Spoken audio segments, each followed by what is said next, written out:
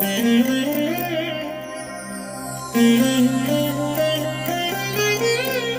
దినం పరము నుండి దిగివచ్చు మాట. ఇది నీ జీవితానికి వెలుగుల బాట. నీ ఒడిలో ఉంచబడిన దీవెనల మూట, అద్భుతాల ఆనంద ఊట. జూన్ 1. సంవత్సరమంతా మీరు బైబిల్ చదివి ముగించడానికి ఈరోజు మీరు చదవలసిన లేఖన భాగము ఉదయం 2వ దినవృత్తాంతములు 15 మరియు 16 అధ్యాయములు, సాయంత్రం యోహాను సువార్త 12వ అధ్యాయము 27 నుండి 50వ వచనం వరకు. ప్రియమైన దేవుని బిడ్డలారా, ఈ ఉదయకాల సమయంలో ప్రభు మీకు తోడైండునుగాక. ఎలా ఉన్నారు? బాగున్నారు కదూ? ఆయన కృపాక్షేమములతో మిమ్మల్ని నడిపించబోతున్నారు.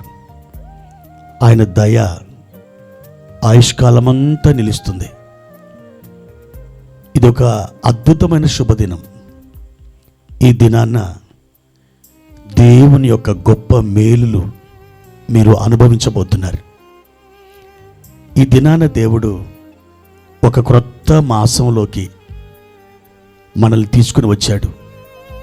మనకంటే చిన్నవారు, మనకంటే విద్యావంతులు, జ్ఞానులు, ఐశ్వర్యవంతులు ఈ లోకాన్ని దాటి వెళ్ళిపోయారు. కానీ దేవుని బిడ్డలారా, ఈరోజు వరకు మనల్ని దేవుడు సజీవుల లెక్కలో ఆయన నిలబెట్టాడు. కేవలం ఆయన కృప. ఈ నెలంతా కూడా దేవుని యొక్క మంచితనాన్ని, దేవుని యొక్క కృపను మీరు అనుభవించబోతున్నారు. ప్రియ దేవుని బిడ్డలారా, ఈ ఉదయకాలం ప్రభు ఇచ్చినటువంటి ఒక వాగ్దానం చదువుకుందాం. యెషయా గ్రంథం 40వ అధ్యాయము 31వ వచనం. యెహోవా కొరకు ఎదురుచూచువారు నూతన బలము పొందుదురు. వారు పక్షిరాజుల వలె రెక్కలు చాపి పైకి ఎగురుదురు. అలయక పరుగెత్తుదురు, సొమ్మసిల్లక నడిచిపోవుదురు. ప్రియమైన దేవుని బిడ్డలారా, ఈ ఉదయకాలంలో ప్రభు ఒక శ్రేష్టమైన వాగ్దానం ద్వారా మాట్లాడుతున్నారు. యెహోవా కొరకు ఎదురు చూచేవారు నూతన బలముతో నింపబడతారట. వారు పక్షిరాజు వలె రెక్కలు చాపి వారు పైకి ఎగురుదురని దేవుని యొక్క వాక్యం సెలవిస్తుంది. ఈ జూన్ మాసం అంతా కూడా దేవుడు ఒక విశేషమైన బలముతో మిమ్మల్ని నింపబోతున్నాడు. ఆత్మ సంబంధమైన పోరాటాలు మనం పోరాడడానికి మన సొంత బలం చాలదు. ఆ పోరాటాలలో మనం అద్భుతంగా జయించడానికి దేవుని యొక్క శక్తి మనకు అవసరం. దేవుడు అటువంటి శక్తిని మీకు ఇవ్వడానికి ఇష్టపడుతున్నాడు. దేవుని వాక్యం చెప్తుంది, ఆయన సన్నిధిలో ఎవరైతే కనిపెడతారో, ఎవరైతే ఎదురు చూస్తారో వారికి నూతన బలం బైబిల్ వాగ్దానం చేస్తుంది. దావీదు దేవుణ్ణి నా బలమా అని కీర్తించాడు. ఈరోజు ప్రభువుని మీ బలముగా మార్చుకున్నప్పుడు మీరు ఎదుర్కొంటున్న పోరాటంలో అద్భుతమైన జయాన్ని మీరు పొందుతారు. ఒక పక్షిరాజు సుమారుగా 70 లేక 80 సంవత్సరాలు బ్రతుకుతుందట. అది 35-40 సంవత్సరాల వయసు వచ్చేవరకే అది వృద్ధాప్యంలోకి వెళ్తుంది.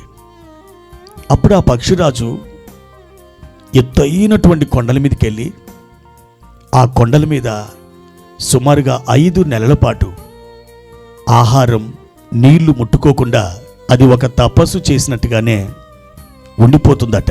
దాని యొక్క వాడి అయినటువంటి ముక్కుని ఆ బండకేసి కొట్టుకుంటుంది. దాని గోర్లు లాగేసుకుంటుంది.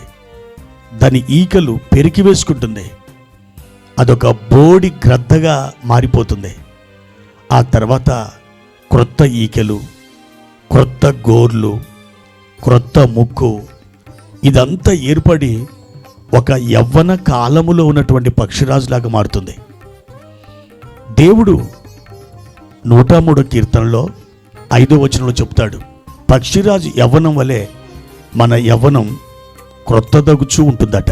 మీరు దేవుని సన్నిధిలో కనిపెట్టినప్పుడు, మీరు ప్రార్థించినప్పుడు మీరు ఒక నూతన బలాన్ని పొందుకుంటారు, నూతన శక్తితో నింపబడతారు, నూతన ఆత్మతో నింపబడతారు.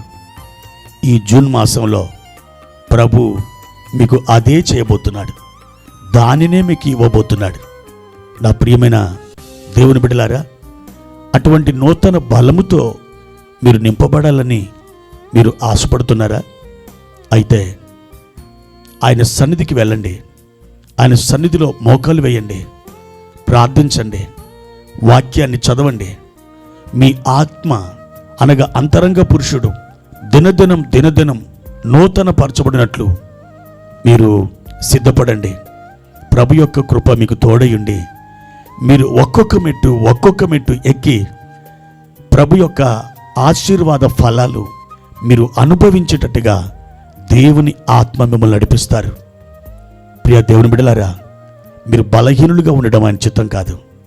క్రీస్తు యేసునందు కృప పొందిన వారై బలవంతులుగా ఉండాలని ఆయన కోరుతున్నాడు.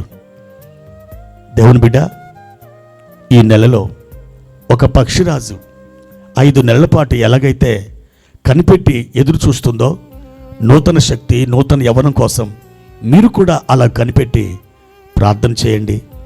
తప్పకుండా మీకు మేలు జరుగుతుంది. దేవుని కృప మీకు తోడైనగాక. ప్రార్థన. ప్రేమ కలిగిన తండ్రి, మీ ఘనమైన నామానికి వందనాలు. ఈ ఉదయకాల సమయంలో మీరు మమ్మల్ని ప్రేమిస్తున్న విధానాన్ని బట్టి మీకు స్తోత్రాలు చెల్లిస్తున్నాం. ఈ నూతన నెలలో మా ప్రియులు మీ యొక్క కార్యాలు అనుభవించినట్లుగా సహాయం చేయండి. నూతన ఆత్మ బలముతో వారు నింపండి. మీ అభిషేకాన్ని విడుదల చేయండి. మీ ఆశీర్వాద ఫలాలు నీ బిడ్డలు అనుభవించినట్టుగా సహాయం చేయమని యేసుక్రీస్తు నామంలో ఈ ప్రార్థన అడిగి వేడుకుంటున్నాము తండ్రి. ఆమెన్.